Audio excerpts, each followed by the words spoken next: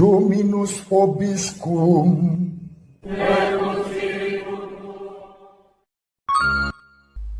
Sahabat peradaban kasih ekologis yang terkasih, selamat berjumpa dalam renungan harian bersama saya, Romo Alois Budi Purnomo PR, melalui channel ini.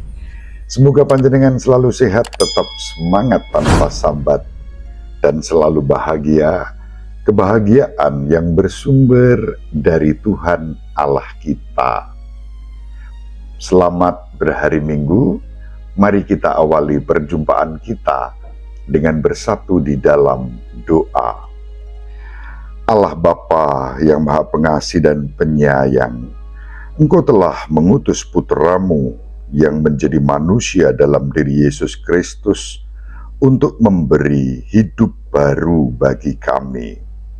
Dialah yang telah mengusir setan, menghalau kegelapan, memberikan kesembuhan, memulihkan kehidupan.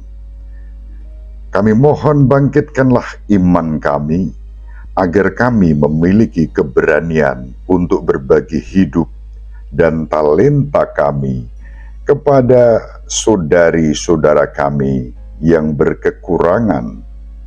Dengan pengantaraan Tuhan kami Yesus Kristus, Putra-Mu yang hidup dan berkuasa bersama Dikau dalam persatuan Roh Kudus, Allah yang Maha Esa sepanjang segala masa.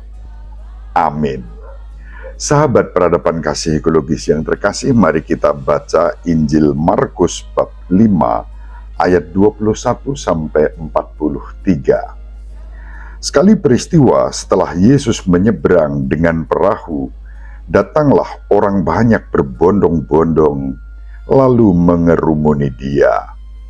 Sementara Yesus berada di tepi danau, datanglah seorang kepala rumah ibadat yang bernama Yairus. Ketika melihat Yesus, sujudlah Yairus di depan kakinya. Dengan sangat ia memohon kepadanya, "Anak perempuanku sedang sakit hampir mati. Datanglah kiranya dan letakkanlah tanganmu atasnya, supaya ia selamat dan tetap hidup." Lalu pergilah Yesus dengan orang itu. Orang banyak berbondong-bondong mengikuti Dia dan berdesak-desakan di dekatnya. Di situ ada seorang perempuan yang sudah 12 tahun menderita pendarahan. Ia telah berulang-ulang diobati oleh berbagai tabib, sampai habislah semua yang ada padanya. Namun sama sekali tidak ada faedahnya. Malah sebaliknya, keadaannya makin memburuk. Dia sudah mendengar berita-berita tentang Yesus. Maka di tengah-tengah orang banyak itu, ia mendekati Yesus dari belakang dan menyentuh pakaiannya, sebab katanya, "Asal ku sentuh saja pakaiannya, aku akan sembuh." Sungguh, seketika itu juga berhentilah pendarahannya, dan ia merasa badannya sudah sembuh dari penyakit itu. Pada saat itu juga, Yesus mengetahui bahwa ada tenaga yang keluar dari dirinya. Lalu ia berbalik di tengah orang banyak itu dan bertanya, "Siapa yang menyentuh pakaianku?" Murid-muridnya menjawab, "Engkau melihat sendiri bagaimana orang-orang ini berdesak-desakan dekatmu.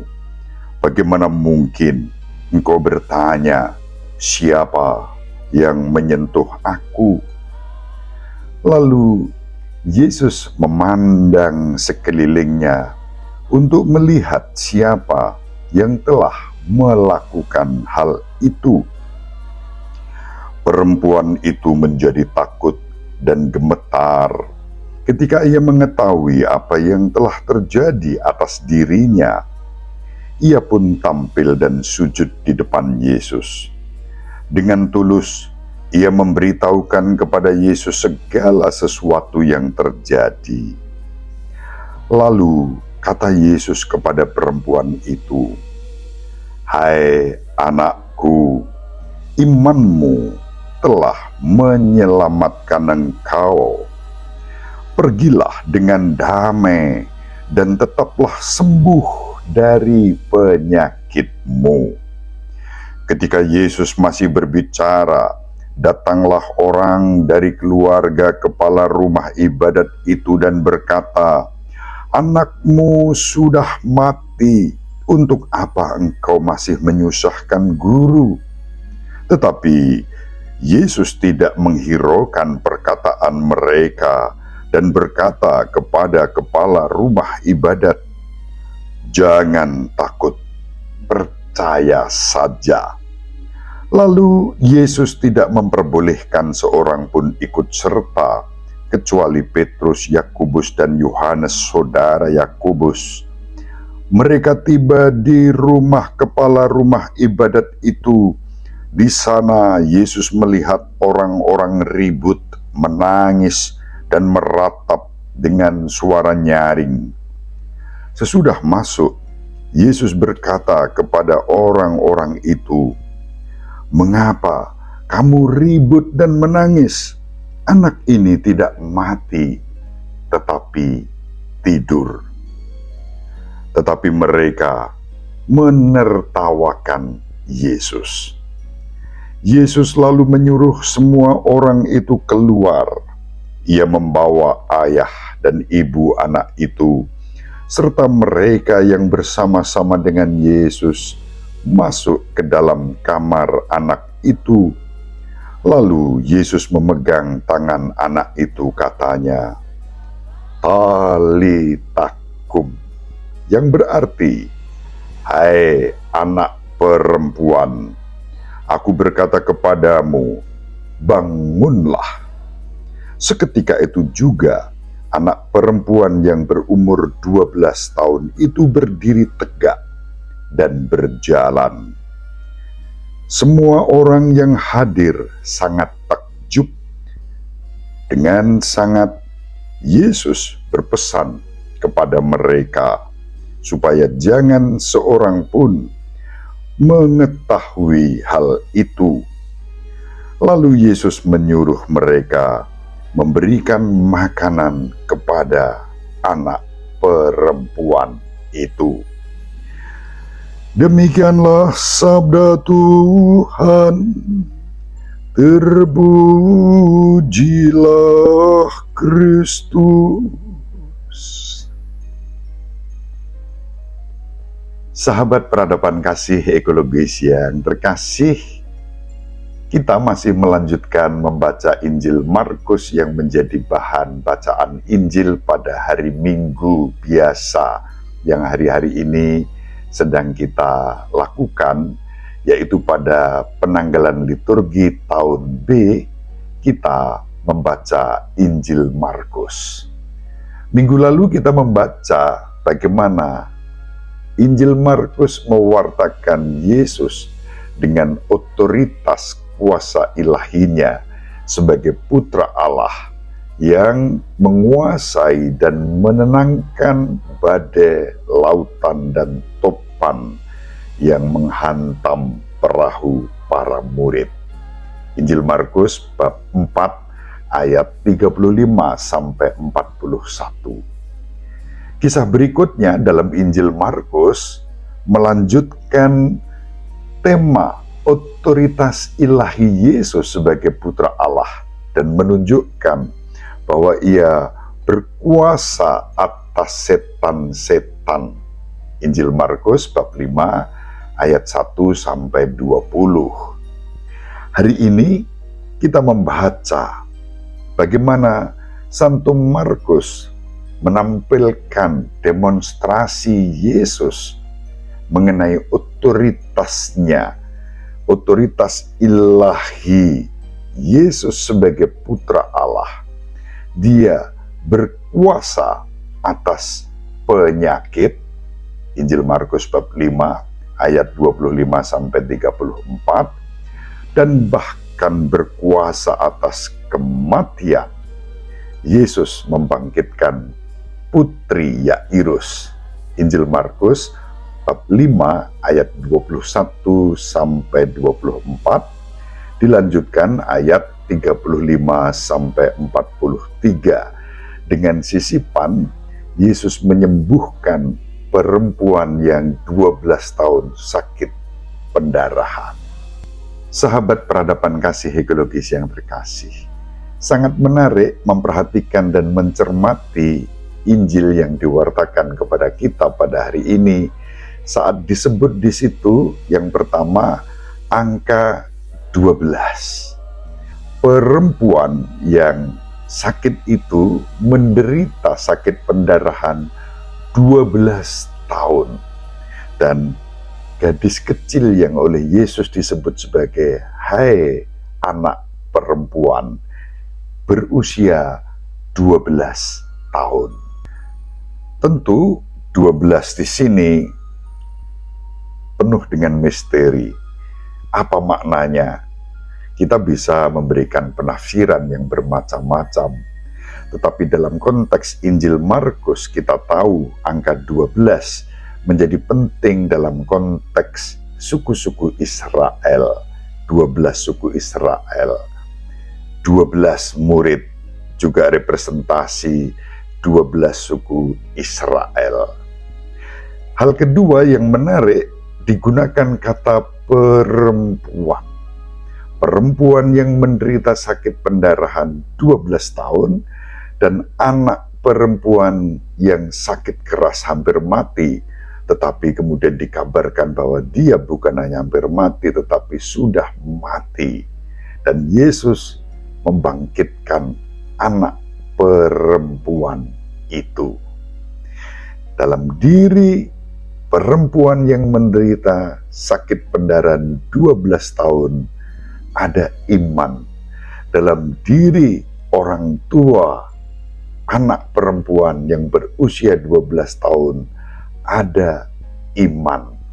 Dalam kedua kisah itu, iman ditunjukkan sebagai sesuatu yang penting untuk mengalami daya ilahi, kuasa Yesus sebagai putra Allah yang maha tinggi. Perempuan itu disembuhkan. Anak perempuan itu dihidupkan kembali dari kematian.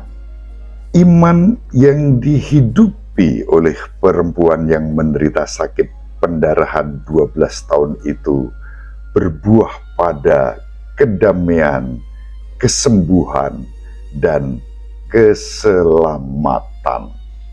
Sahabat peradaban kasih ekologis yang terkasih, kalau kita membaca keempat kisah yang tadi sudah saya sebutkan dari awal tentang kuasa Yesus yang menenangkan badai lautan, yang mengusir setan, yang menyembuhkan perempuan yang sakit pendarahan, yang menghidupkan kembali seorang anak perempuan.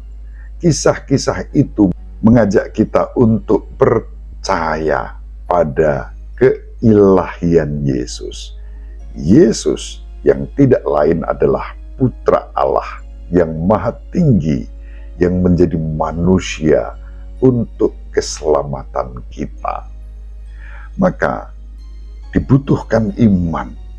Iman yang mau datang kepada Yesus. Yairus datang kepada Yesus, sujud menyembah Dia.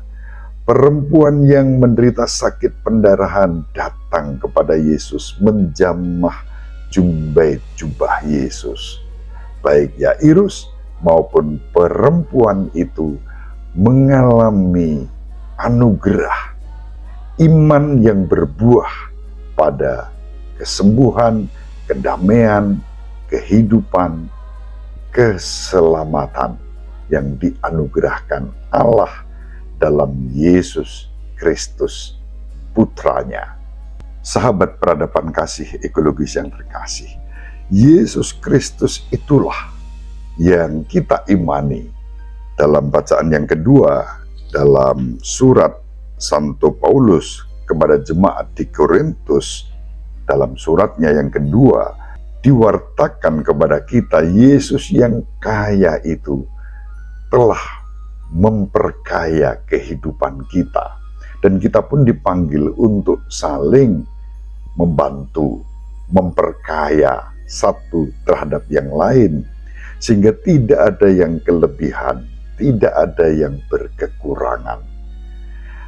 Nah, sahabat peradaban kasih ekologis yang terkasih, kerap kali dalam hidup kita sehari-hari kita masih bertanya, kalau kita memiliki Allah yang begitu dahsyat, begitu besar kasihnya kepada kita dalam Yesus Kristus putranya yang kita imani, lalu mengapa masih ada penderitaan, masih ada ketidakadilan, masih ada bahkan maut, kematian?